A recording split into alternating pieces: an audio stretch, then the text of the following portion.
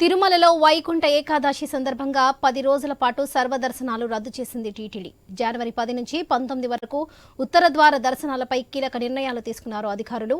10 రోజుల పాటు ఉత్తర ద్వార దర్శనాలకు టోకెన్లు, టికెట్లు ఉన్న భక్తులకు మాత్రమే స్వామివారి దర్శనం కల్పించనున్నారు. అలాగే టోకెన్లు లేని భక్తులకు క్యూ లైన్లోకి అనుమతి నిరాకరించనున్నారు.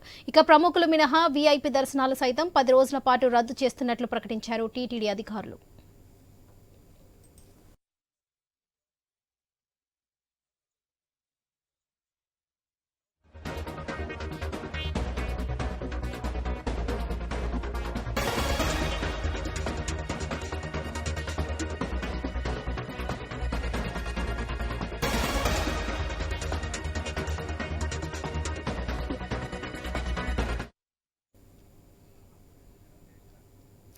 తిరుమలలో వైకుంఠ ఏకాదశి సందర్భంగా 10 రోజుల పాటు సర్వదర్శనాలు రద్దు చేసింది టీటీడీ.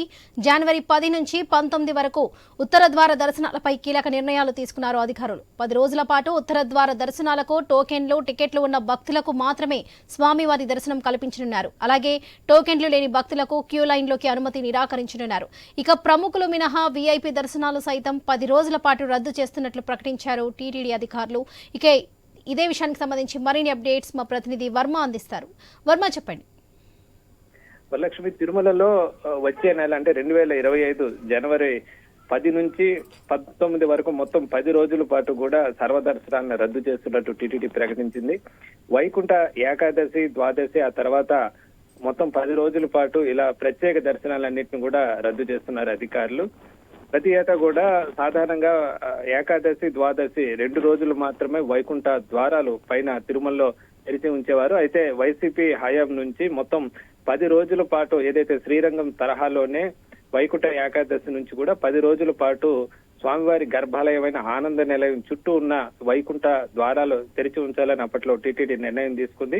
ఆ నిర్ణయమే ప్రస్తుత కూటమి ప్రభుత్వం కూడా అమలు చేస్తుంది. ఇందులో భాగంగా జనవరి 10 నుంచి కూడా 19 వరకు కూడా వైకుంఠ ద్వార దర్శనాలు భక్తులకు కల్పించనున్నారు. అయితే ఈ దర్శనాలు పెద్ద సంఖ్యలో వైకుంఠ ద్వార దర్శనం కోసం భక్తులు వచ్చే అవకాశం ఉన్న కారణంగా ప్రత్యేక దర్శనాలన్నింటినీ కూడా రద్దు చేస్తున్నట్టుగా కూడా టీటీడీ ప్రకటించింది. అలాగే ఏదైతే చిన్నపిల్లలు, వృద్ధులు, వికలాంగులు, అలాగే ఆర్మీకి, అలాగే ఎన్ఆర్ఐలకి ఇచ్చే ప్రత్యేక దర్శనాలను కూడా రద్దు చేస్తున్నట్టుగా కూడా ప్రకటించారు. ముఖ్యంగా ఏదైతే ప్రజా ప్రతినిధులకు సంబంధించి మాజీలో ఎవరైతే మాజీ టీటీడీ చైర్మన్లు కానీ, మాజీ బోర్డు మెంబర్లు కానీ, మిగతా మాజీలకి ఎవరికి కూడా ఏకాదశి రోజున ప్రత్యేక దర్శనాలు ఉండవని కూడా ప్రకటించారు. అలాగే భక్తులకు అందరికీ కూడా ఇబ్బంది లేకుండా దర్శనాలు ఏర్పాటు చేయాలనే ఆలోచనతో ఆన్లైన్ లో కూడా ఏదైతే ఈ దర్శనాలు ప్రత్యేకంగా వైకుంఠ ద్వార దర్శనాలకు ఆ 10 రోజులకు సంబంధించి కూడా టీటీడీ టికెట్లను విడుదల చేయనుంది. అలాగే తిరుపతిలో కూడా ప్రత్యేకంగా దానికి సంబంధించి కూడా కరెంటు బుకింగ్ ఆ 10 రోజుల పాటు కూడా ఉచిత దర్శన టోకెన్లను కూడా టీటీడీ జారీ చేయనుంది. దానికి సంబంధించి ఎప్పుడు జారీ చేస్తారు, ఎప్పుడు ఆన్లైన్ లో ఉంచుతారు అనే వివరాలు కూడా టీటీడీ అధికారులు మరో 2-3 రోజుల్లోనే ప్రకటించే అవకాశం అయితే ఉందని చెప్పొచ్చు.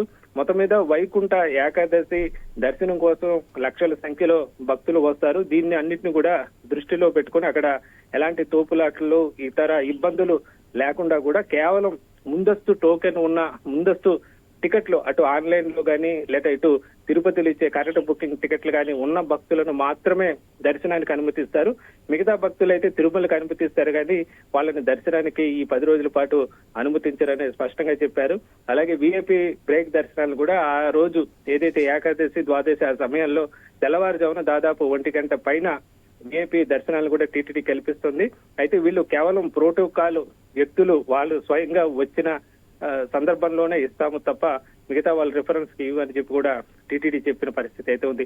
మొత్తం మీద వైకుంఠ ఏకాదశి కూటమి ప్రభుత్వం ఏర్పడిన తర్వాత ఈ 10 రోజుల పాటు ఏదైతే జనవరి 10 నుంచి 19 వరకు ఏదైతే ఈ వైకుంఠ ద్వార దర్శనాలు కానీ, అలాగే ఏకాదశి, ద్వాదశి రోజును కూడా టీటీడీ ప్రత్యేక ఏర్పాట్లు చేస్తుంది. రద్దీని దృష్టిలో పెట్టుకుని ఈ నిర్ణయం ఏదైతే సర్వదర్శనం రద్దు చేస్తున్నట్లుగా కూడా టీటీడీ ప్రకటించిన పరిస్థితి అయితే ఉంది.